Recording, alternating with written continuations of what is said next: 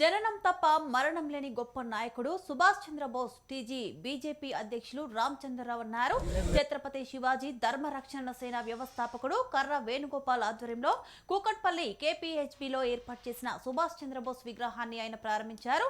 స్వతంత్ర ఉద్యమంలో ఆజాద్ హింద్ ఫౌజ్ అని ఏర్పాటు చేసిన దేశాన్ని ఒక్క తాటిపైకి తీసుకొచ్చిన బ్రిటిషర్లపై పోరు చేసేలా చర్యలు చేపట్టారని అన్నారు.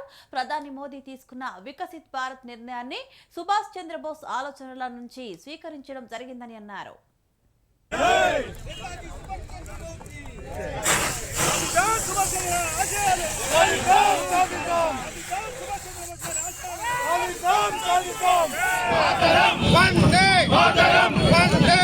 శివాజీ ధర్మరక్షక సమితి సంస్థ అధినేత వేణుగోపాల్ వారి టీము అందరికీ నేతాజీ సుభాష్ చంద్ర బోస్ వారి విగ్రహాన్ని ఇక్కడ వారికి శ్రద్ధాంజలి అర్పించి ఆ విగ్రహాన్ని ఈరోజు ఇక్కడ ఆవిష్కరించడం జరిగింది.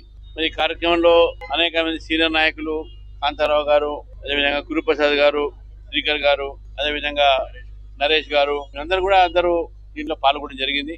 నేతాజీ సుభాష్ చంద్ర బోస్ మనకు జన్మతిథి మాత్రమే గుర్తుంది, కానీ మరణతిథి అనేది లేదు. వారు ఏ క్లాస్ లో పోయారని చెప్పేసి కథనాలు వచ్చినప్పటికి కూడా ఆ ఒక్క మాట కన్ఫర్మ్ కాలేదనే విషయాన్ని అందరికీ తెలుసు. ఏదైనప్పటికీ కూడా భౌతికంగా వారి భౌతిక కాయ దొరకకపోయినా వారికి నిజంగా మరణం లేదు అనే విషయాన్ని ఈరోజు ఈ దేశంలో ప్రజలు దాన్ని నిరూపిస్తున్నారు. ఎందుకంటే వారి చూపెట్టిన ఆశయాలు అయితే ఏంది, స్వాతంత్ర ఉద్యమంలో ఏ విధంగా అయితే బ్రిటిష్ వారితో పోరాడి ఆజాద్ హింద్ ఫౌజ్ నిర్మాణం చేసి మరి జపాన్ వెళ్లి జపాన్ లో కూడా ప్రశిక్షణ పొంది అనేక మంది సైన్యాన్ని తయారు చేసి భారతదేశాన్ని విముక్తి చేయాలి, మనం భారతదేశాన్ని అంగ్రేజ్ రాజ్యాన్ని నుంచి బ్రిటిష్ రాజ్యాన్ని నుంచి మనం స్వాతంత్రం తీసుకోవాలని పోరాడిన వ్యక్తి.